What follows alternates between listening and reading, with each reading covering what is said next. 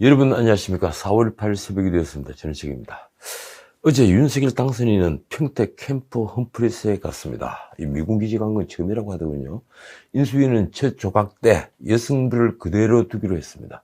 여소야대의 비극입니다. 그런 여소야대로 지금 민주당은 검찰 수사권을 완전히 빼앗는 작업을 하는 중입니다. 솔직히 이건 검찰 개혁이 아닙니다. 검찰로부터 칼을 빼앗아 자신들을 보호하고자 하는 목적으로 보일 뿐입니다. 세상이 급하게 바뀌고 있습니다. 아직 5월 10일이 오지도 않았는데 말입니다. 하나 제가 여러분들에게 묻고 싶은 게 있습니다. 세상이 바뀌면 양지가 음지가 되고 음지가 양지가 되는 걸까요? 아니면 이제 음지에도 햇빛이 들어 골고루 온기가 퍼져나가는 것입니까? 어느 게 순리일까요? 고려대가 어제 4월 7일 이 조국 딸 조민의 입학을 취소했다고 밝혔습니다.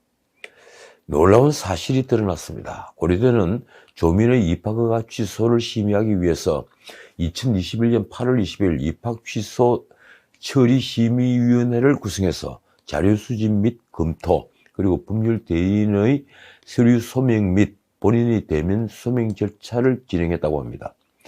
2010학년도 입시 때 냈던 학교 생활기록부를 조민으로부터 제출받아 법원 판결에 의해 허위 내용이 기재되어 있음도 확인했다고 합니다.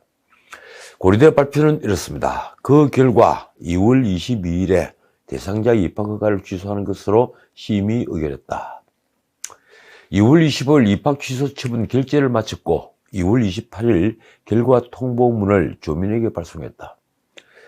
조민은 3월 2일 이 통보문을 수신했다고 합니다. 그러니까 고려대는 3월 9일 대선 이전에 이미 조민의 입학 취소를 결정했고 통보 절차까지 다 마쳤는데 부산대가 조민의 의전원 입학 취소를 결정한 이틀 뒤에야 이를 공개를 한 겁니다. 이를 어떻게 보아야 할까요? 고려대가 조민의 입학 취소를 먼저 발표했으면 부산대 의전원 입학 취소 사유는 더 늘어났겠죠. 그런데 대선에서 이재명이 이겼다면 과연 고려대는 조민의 입학 취소 결정을 발표했을까요? 아니면 숨기고 조용히 처리했을까요? 조국 측은 불복 소송을 제기했습니다. 조국이 페이스북에 쓴 글이 이렇습니다. 입학 취소는 딸의 인생에 돌이킬 수 없는 피해를 주는 것으로 그 불이익을 신중히 고려해야 한다. 인생을 송두리째 무너져 버리게 하는 사형 선고에 따른 말이다. 그 조민 때문에 한 사람이 기회를 잃은 겁니다. 6일 지방선거와 맞물려 성남, 분당 등 이 지역구 두 곳에서 국회의원 보궐선거가 치러질 가능성이 아주 높아졌습니다. 특히 분당거리 지역구인 김병욱이 성남시장에 출마할 것으로 보여서 그 경우에 분당을은 보궐선거를 치르게 되어 이곳에 거주하는 이재명의 출마설이 나오고 있습니다. 국민의힘 이준석은 라디오에서 대항 투수가 있다고 했는데 언론은 원희룡 전 제주지사로 보고 있습니다. 그 역시 의회에 복귀하려는 강렬한 욕망을 가지고 있으니 말입니다. 민주당이 성남시장을 사수하려 하는 이유는 뻔합니다. 이재명을 둘러싼 여러 의혹들이 대부분 성남시장 때 벌어진 일이어서 만약 성남시장에 국민의힘 출신이 당선되면 보통 일이 아니기 때문입니다. 특히 은수미가 불출마를 선언하면서 민주당 안에서도 김병욱 외에는 후보자가 없는 형편입니다. 그런데 이재명의 조기 복귀설은 대선 얼마 뒤에 곧장 나왔습니다. 조정식이 경기지사에 출마하면서 그의 지역구인 시흥을이나 심지어 송영길이 서울시장에 출마를 선언하면서 인천 계양을 출마설까지 나왔던 것입니다. 어쨌든 분당을은 그 두 지역보다는 훨씬 명분이 있다는 평가입니다. 이재명이 이렇게 복귀를 서두른 것은 8월 민주당 전당대회에서 당권을 잡기 위한 포석입니다. 무엇보다 시시각각 조여오는 대장동 게이트를 비롯한 여러 의혹에 관한 사법당국의 수사에 대항해서 자신을 보호하기 위한 방탄막이 필요해진 것입니다. 그런데 조기 복귀에 대한 회의론도 만만치 않습니다. 비대위원인 조응천이 라디오에서 한 말이 이렇습니다. 지금 전장에서 돌아와 갑옷의 끈을 풀고 있는데 다시 나가라는 것은 맞지 않는다. 지방선거를 둘러싸고 민주당에서 벌어지고 있는 분란은 또 있습니다. 이 당 대표에서 자진해서 내려온 송영길이 이재명계 의원들을 만난 뒤에 느닷없이 서울시장 출마를 선언하면서 벌어진 논란입니다. 마침 이른바 운동권 출신인 386 그룹 중에 이 김영춘에 이어 최재성도 정계 은퇴를 선언했습니다. 신문에 모두 크게 났죠. 그런데 대선 패배에 책임을 지겠다며 물러났던 송영길이 정반대로 서울시장에 출사표를 던졌으니 여기저기서 비판의 목소리가 나오는 것입니다. 물론 그 대부분은 비이재명계 의원들입니다. 송영길은 페이스북에 이렇게 썼습니다. 당원 한 분 한 분의 열망과 간절함을 엮어 지방선거 승리를 이끌어내고 그 힘으로 민주당이 국정 운영의 당당한 한 축이 되도록 마중물이 되겠다.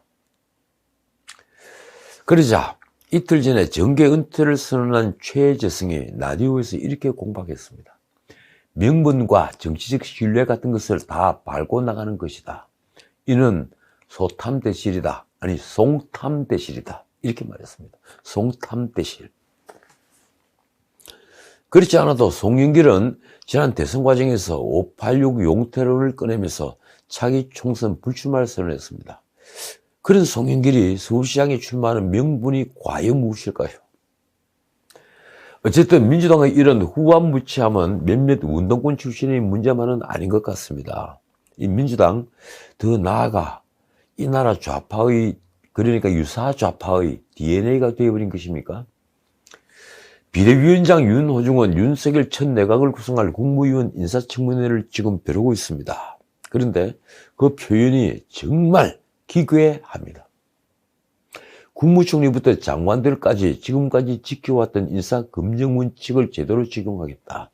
도덕성 검증의 주요 내용은 문재인 정부가 해왔던 7대 인사검증 기준이다. 그 기준을 지금까지 지켜왔다고요? 그 7대 기준은 이 문 정권이 2017년 11월 고위공직자 원천 배제 사유라며 제시한 것으로 병역 면탈, 불법 재산 증식, 그리고 세금 탈루, 위장 진입, 연구 부정 행위, 그러니까 논문 표절 같은 겁니다. 또 성 관련 범죄, 음주운전입니다. 그런데 문재인은 이 원칙을 철저히 지키지 않았습니다. 하나도 지키지 않은 겁니다. 첫 조각에서 이낙연 총리, 강경화 외교, 그리고 김상조 공정거래위원장이 위장 진입으로 문제가 됐죠. 송영무 국방은 과거 음주운전이 불거졌습니다. 그런데도 문재인은 임명을 강행했습니다. 첫 조각부터 말입니다. 그 이후에도 마찬가지였습니다. 가장 심한 경우가 바로 조국이었죠. 문재인이 조국 임명을 밀어붙이면서 국민은 두 쪽으로 나뉘어 광화문과 서초동에서 집회를 열었습니다. 그 뒤도 마찬가지입니다.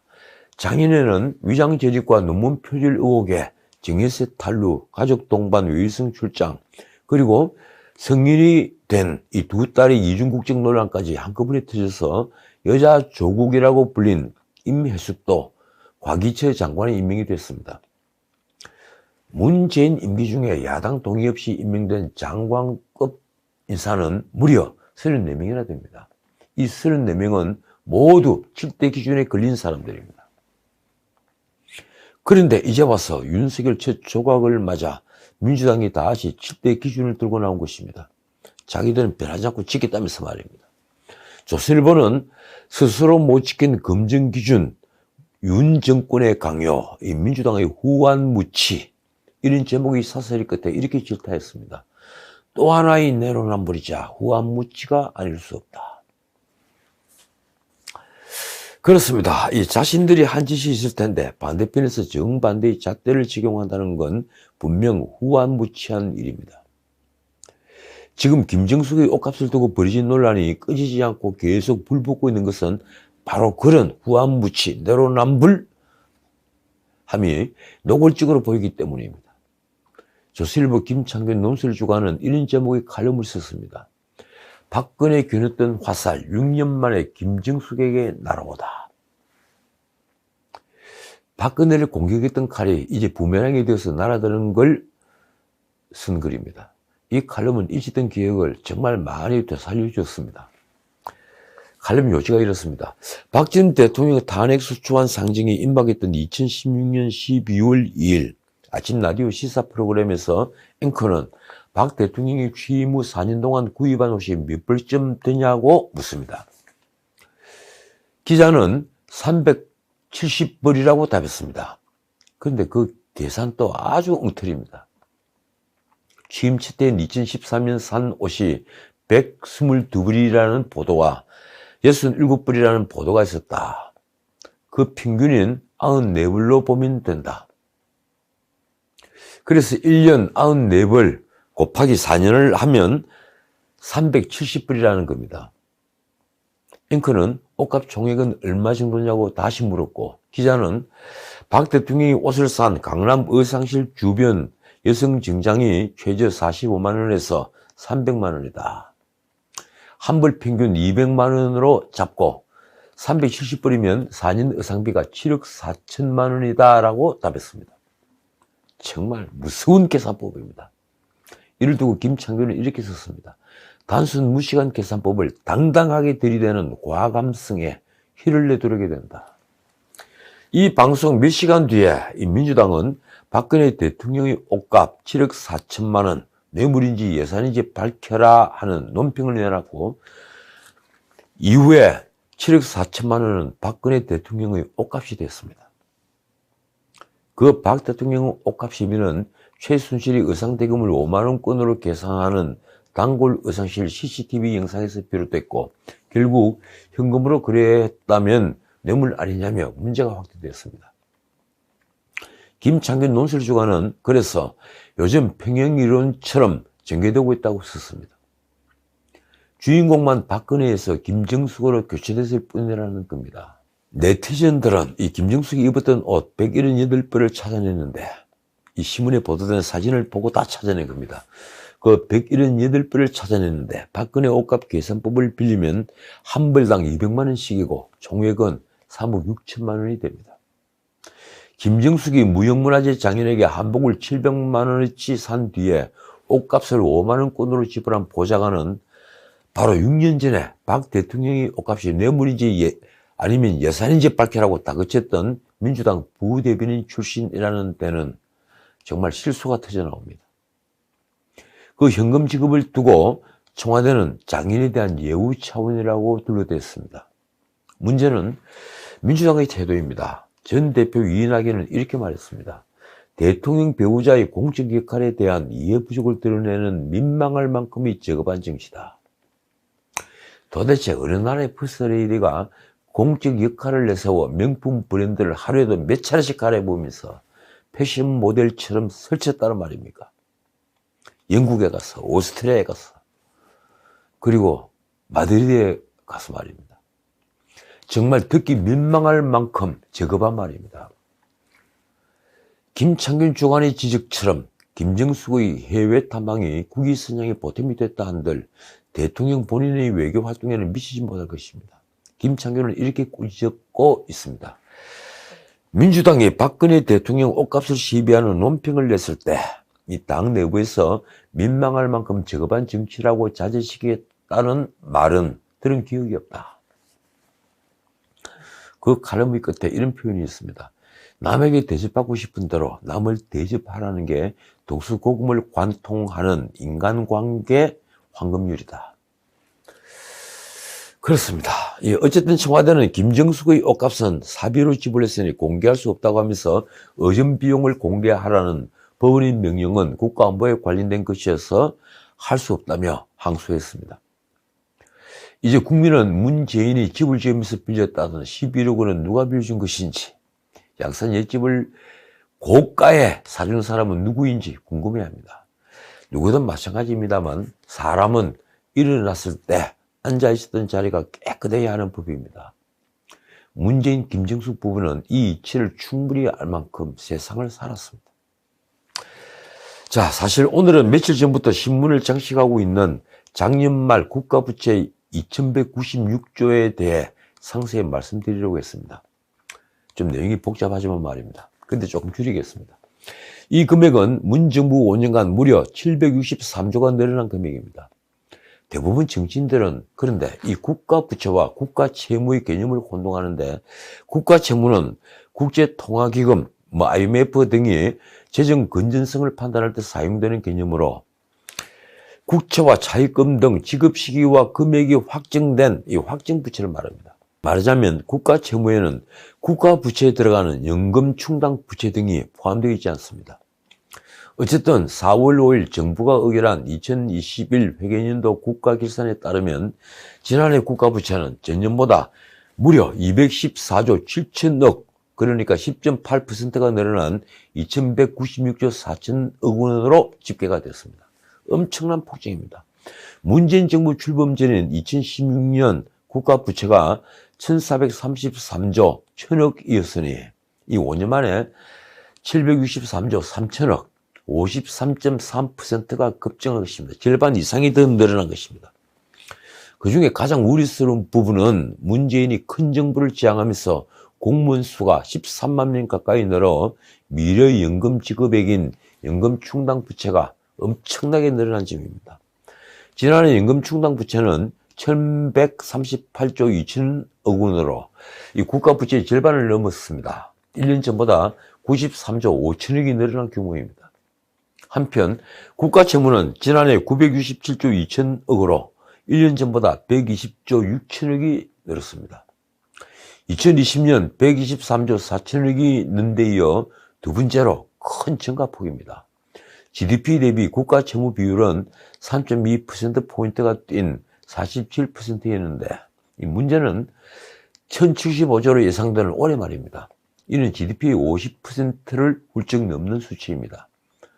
게다가 가계부채는 5년간 470조 원 늘어 작년 말 1862조 원이 됐습니다. 그 중에 자영업자의 빚이 909조를 넘고 있습니다. 기업 부채도 작년 말 2361조 원이나 됩니다. 이러니 가계, 기업, 정부 이 3대 경제 주체가 모두 빚에 허덕이게 됐습니다. 당장 짊어지고 있는 총부채만 지난해 처음으로 5천조 원을 넘어선 것입니다. 국민 1인당 계산하면요 1억 27만원 꼴입니다. 1억 원을 넘고 있습니다. 이게 방만한 국정 운영을 벌였던 문재인 정부의 진정한 최종 결산입니다. 곧 열릴 윤석열 정부는 그래서 참으로 난감합니다.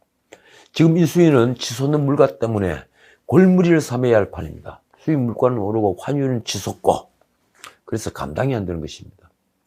인플레이션 우려가 커지면서 국채금리도 연일 상승하고 있습니다. 이 3년짜리 국채금리는 8년여 만에 장중 연 3%를 돌파했습니다.